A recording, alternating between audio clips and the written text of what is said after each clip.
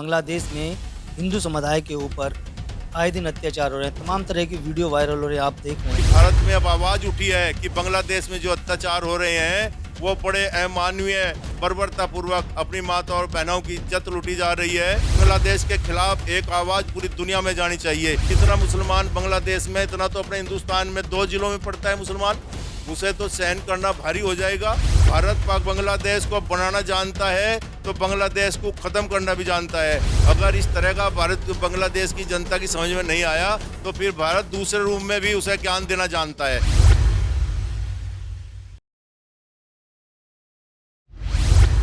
बांग्लादेश में वहाँ के अल्पसंख्यक यानी हिंदू समुदाय पर लगातार अत्याचार हो रहा है। आए दिन सोशल मीडिया पर वायरल हो रही वीडियो को देख करके अब हिंदुस्तान के हिंदू समुदाय में भी खासा आक्रोश देखा जा रहा है। और ख़ास बात यह है कि यहाँ के राजनेताओं ने भी अब इसमें हस्तक्षेप करना शुरू कर दिया है। सरकार क्या कुछ करेगी ये तो आने वाला वक़्त बताएगा, लेकिन इस पर बातचीत करने के लिए हमारे साथ भारतीय जनता पार्टी के कद्दावर नेता चौधरी अजीत सिंह जी हैं। उनसे बात कर लेते हैं और जानते हैं कि किस तरह का वहाँ के हिंदुओं पर हो रहे अत्याचार के बारे में कहें। स्वागत है चौधरी साहब आपका। आपका भी स्वागत है। अपने चैनल का बहुत बहुत धन्यवाद। सर, सबसे पहला सवाल ये है, जो बांग्लादेश में हिंदू समुदाय के ऊपर आए दिन अत्याचार हो रहे हैं, तमाम तरह की वीडियो वायरल हो रही है, आप देख रहे हैं, तो किस तरह से देखते हैं वहाँ के जो मुस्लिम समुदाय की ये इस तरह की भयानक तस्वीर? बांग्लादेश शुरू से ही भारत के नज़दीक रहा है। भारत ने इसे पाकिस्तान से अलग करने में भारत का बहुत बड़ा साथ दिया है बांग्लादेश का। बांग्लादेश भारत का बहुत प्रिय और अच्छा साथी रहा है। बांग्लादेश के अंदर जितने अधिकारी लोग भी आईएएस आईपीएस जो भी अपने ट्रेनिंग लेते थे, उसमें भारत की सपोर्ट हमेशा से बांग्लादेश ने लेने का काम किया है। लेकिन आज जिस तरह का माहौल बांग्लादेश के अंदर हम देख रहे हैं, हर भारतीय देख रहा है।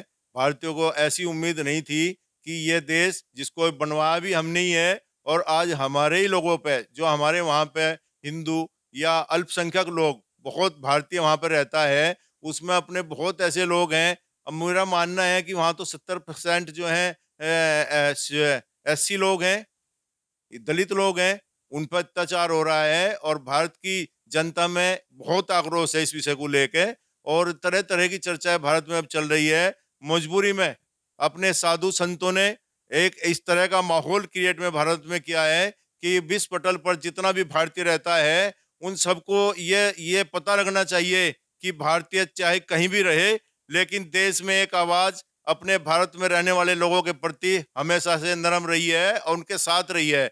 आज वही हमें देखने में मिल रहा है कि भारत में अब आवाज उठी है कि बांग्लादेश में जो अत्याचार हो रहे हैं वो बड़े अमानवीय बर्बरता पूर्वक अपनी माता और बहनों की इज्जत लूटी जा रही है, अपने बच्चों को जिंदा जलाया जा रहा है, अपने जो लोग वहां पे व्यापार कर रहे हैं, सर्विस कर रहे हैं, उनका कत्लेआम हो रहा है। इसे देखते हुए भारत में बड़ा दुख है, आक्रोश है और उस आक्रोश के लेने के लिए अब ऐसा लग रहा है कि संघ और अपने साधु संतों ने एक आवाज उठाई है कि इसे जन आक्रोश बनाया जाए और पाकिस्तान बांग्लादेश के खिलाफ एक आवाज पूरी दुनिया में जानी चाहिए कि ये जो धर्मगुरु है, मेरा मानना ये है कि अपने भारत में चाहे मुस्लिम समाज है, सिख है, जैन है, सभी लोग जो है ना अपने भारतीय हैं। मेरा तो ये मानना है कि इन सब ने मिलकर एक जन आंदोलन बनाना चाहिए और पाक बांग्लादेश के खिलाफ एक बड़ी आवाज बुलंद करके और बांग्लादेश को ये बताना चाहिए कि इस तरह की बर्बरता बंद करिए।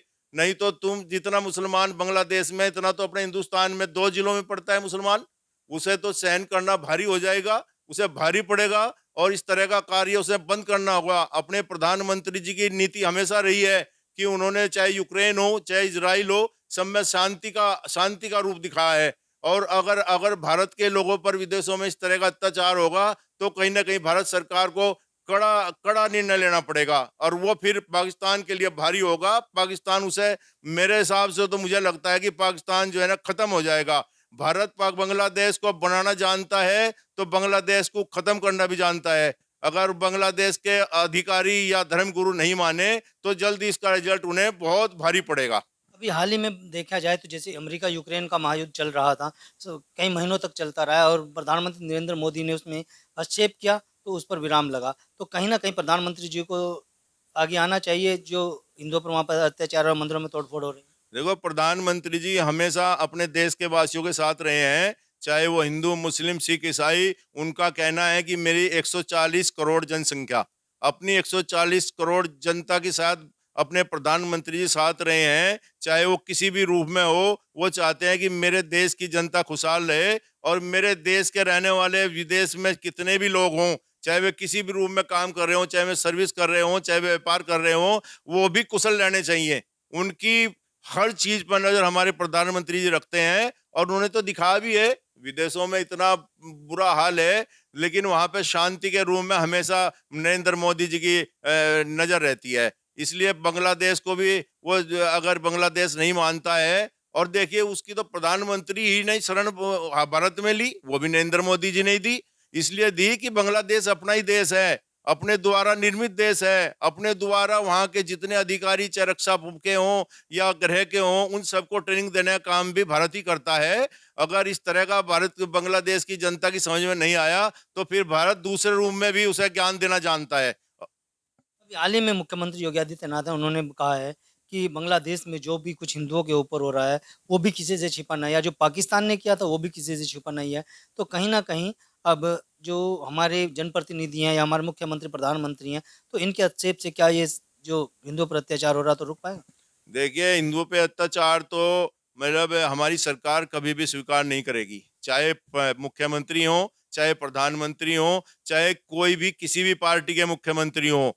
देखिए, मेरा मानना यह है कि ऐसी जब भी भारत पे कोई आपत्ति इस तरह की आती है, भारतवासियों पर कोई आपत्ति इस तरह की आती है, तो उसमें हमेशा हमारी सरकारें चाहे किसी भी पार्टी की हों, लेकिन मैं अब देख रहा हूँ कि ये कांग्रेस पार्टी, समाजवादी पार्टी बांग्लादेश को तो नहीं देख रहे हैं, बांग्लादेश में हिंदुस्तानियों पे क्या-क्या अत्याचार हो रहा है, अपने वहाँ पे अल्पसंख्यक दूसरे समुदाय के लोग भी रहते हैं, अपने दलित समाज के लोग भी वहाँ पे रहते हैं, उन पे तो नज़र नहीं, ये सिर्फ अपना संबल उठाए फिर रहे हैं, एक ढोल बजा रहे हैं संबल, इन्होंने बांग्लादेश का ढोल भी बजाना चाहिए और देखना चाहिए कि वहाँ अपने भारतीय अपने लोगों पर कितना अत्याचार हो रहा है। इस तरफ नहीं इनकी इनकी नज़र जाती, इन्होंने अपनी नज़र डालनी चाहिए और इन जन आक्रोश में सभी पार्टियों को मेरा अपना निवेदन है कि सभी पार्टियों को इस जन आक्रोश में मिलकर साथ देना चाहिए, जिससे कि अपने भारतीय विदेशों में कहीं भी रहें, वे सुरक्षित रहें और पूरी दुनिया को पता होना चाहिए कि भारत की सरकार, चाहे भारत की कोई विपक्ष पार्टी हो, वो ऐसे मामलों में हमेशा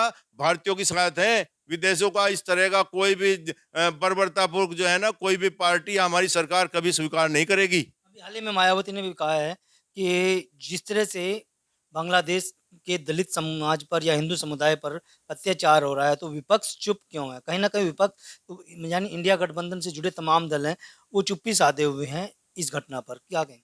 बहन मायावती जी, मैं अपने पर्सनल रूप से कह रहा हूं कि बहन मायावती जी राष्ट्रभक्त हैं और उन्होंने जब भी भारत पर या हमारे राष्ट्र पर कोई आपत्ति आई है, तो बहन मायावती जी ने हमें हमेशा भारत का, अपने देश का साथ दिया है, अपने देश की जनता का साथ दिया है और उन्होंने अपने बयान में मुझे मतलब पता लगा है अपना कि इस तरह का बयान दिया है कि वहाँ पे जो अपना दलित समाज रह रहा है और अपने जो भारतीय लोग रह रहे हैं उन पर अत्याचार हो रहा है, तो ये दूसरी पार्टियां रोटी क्यों सेक रही हैं, ये संबल का क्यों उठा रही हैं। मायावती जी राष्ट्रभक्त है और उसने हमेशा शासन किया है, राष्ट्रभक्ति के तहत ही किया है। वो नहीं चाहती कि मेरे देश के किसी भी, बांग्लादेश को छोड़ पूरी दुनिया में कहीं भी अपने भारतीयों पर कोई किसी तरह की बर्बरता करे। मुझे नहीं लगता मायावती बहन जी, विपक्ष चुप क्यों है? चाहे वो कांग्रेस हो, समाजवादी पार्टी हो या अन्य दल हो? विपक्ष मुझे ऐसा लगता है कहीं न कहीं राष्ट्रभक्ति का प्रतीक नहीं है। विपक्ष तो अपना चाहता है कि मैं कैसे मजबूत हूँ, मैं देश पे कैसे कब्ज़ा करूँ, अपने प्रदेश पे कैसे कब्ज़ा करूँ, उन्हें देश या देशवासियों से कोई लेना-देना नहीं है। इसलिए विपक्ष तो मुझे लगता नहीं, विपक्ष का तो मुझे कभी भी नहीं लगा। जब देश पे आपदाएँ आई या प्रकृति की आपदा हो या कभी किसी भी रूप में जिस तरह की अब बांग्लादेश में चल रही है, इस तरह का माहौल हो, तो विपक्ष ने कभी साथ देने का काम नहीं किया। ऐसी तो विपक्ष में भारतीय जनता पार्टी रही हमेशा, हमेशा देश के साथ रही, देश की जनता के साथ रही और आज भी माननीय मोदी जी हमारे हमारे मुख्यमंत्री जी इसी काम में लगे हैं कि बांग्लादेश में जो है ना, जो माहौल बन रहा है, ये माहौल कैसे ठीक किया जाए। इसे अगर प्यार से बांग्लादेश नहीं मानता, तो सख्ती से ये इसका जो है ना, सख्ती से निर्णय लेना पड़ेगा और इस सख्ती के निर्णय पे पूरी दुनिया के पटल पे एक संकेत जाएगा कि भारत की सरकार या भारत की जनता कमजोर नहीं है, या अपना बदला लेना जानती है। और मुझे ऐसा लगता है कि सरकार जैसी अब है, ऐसी ही ठीक है। मोदी जी ने हमेशा जो है ना अपने देश के विषय पे सोचा है और ऐसा ही सोचना उनका शुभ कार्य है।